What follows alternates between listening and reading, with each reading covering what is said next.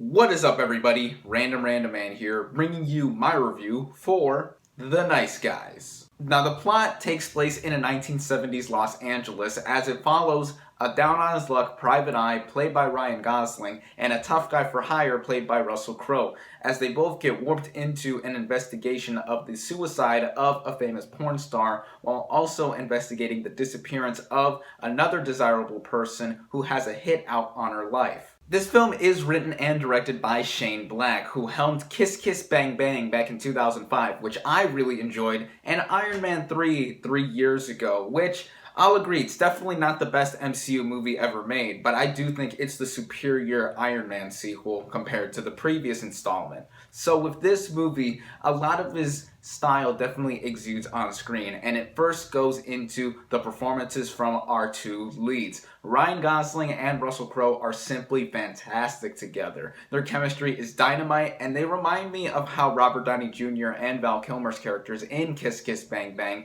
acted towards one another. They were both reluctant, but they both have to work together because they are both after the same investigation that they get wrapped into, which I think is nice because Russell Crowe technically is a better investigator than Ryan Gosling, because Ryan Gosling just so happens to be a bit of a wimp and doesn't know what he's doing. Plus, these two guys are alcoholics and they really have a hard time just getting into their work with a lot of seriousness. There are definitely other actors that do show up in this movie too, but I will dare not spoil who makes an appearance alongside Gosling and Crowe. I will give a very special mention to the actress that plays the 13-year-old daughter of Gosling's character, and that is Angourie Rice. She's simply great in this movie. Child actors are usually very hit or miss with me, but Rice definitely holds a very big candle next to heavyweight actors such as Gosling as Crowe, as she plays her character with such sarcasm, self-awareness, and also does and says things that a 13-year-old girl shouldn't necessarily be saying or doing, but she does so in a manner that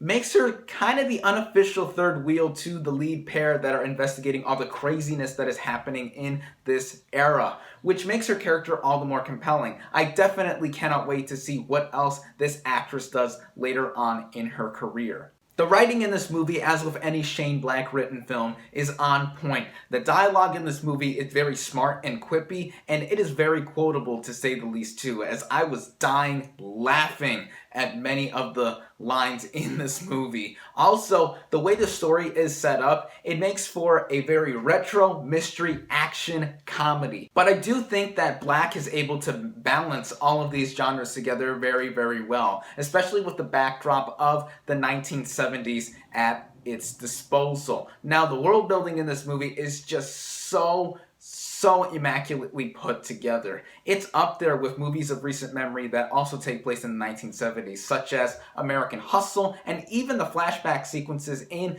X-Men Days of Future Past, where they take place in the 1970s, as these films really capture their time period well. And that also goes the same with The Nice Guys. Once again, this movie had me dying during certain sequences because this is an utterly hysterical movie that had me laugh, not just because of the dynamic chemistry that Crowe and Gosling share with one another, but with the ridiculous situations that they put themselves in just to get this very odd mystery solved. There is also a fair amount of action in this movie, and just like Shane Black's other movies, it is handled extremely well. The way it is all put together, gunshots firing everywhere in a very over-the-top fashion, explosions happening in a very over-the-top fashion, and people getting shot and dying in an over-the-top fashion. However, with all of the investment that I did have with this film, there are a couple problems I do have with it. For one thing, the pacing. The pacing in this movie overall is well done, with it just running a little under 2 hours. However, I did feel like this movie was gonna end at the end of the second act, which is about 2/3 of the way through the movie, and if the movie did end at that point, I would have been pretty upset, as that would have been a very bad ending. However, it did go on for another 20 minutes, which I'm glad it did, because it did resolve the mystery by the end of its running time. But the movie at that point, at the end of its second act, really made it screech to a very big halt that just took me out of the movie briefly. Also, there are just some psychedelic and fantastical moments in this movie that Shane Black has in some of his other films that I'm just simply not a fan of, as they take me out of the movie with them confusing me, bewildering me, and just having me scratching my head. The film is already just so crazy with its tone, its attitude, and what it is set up to be that I really didn't feel like the movie needed to reinforce that so much, especially since the movie gets really chaotic by the third act. But overall, I will say that the biggest praise I can give this movie in the end is its originality, and I can definitely see why critics everywhere are just absolutely falling in love with this movie. Because, to cite a cliche quote, movies like these are just simply not made anymore. I will still give this movie a definite recommendation, especially to Shane Black fans out there. Even those who are in the mood for something original and very funny will have a very enjoyable time with this film.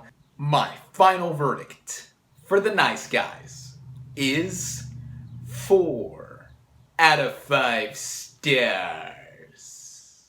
Thank you all, as always, for watching. Be sure to like this video, comment on what you thought of The Nice Guys, subscribe to my channel for more, and I'll catch you on the next movie review.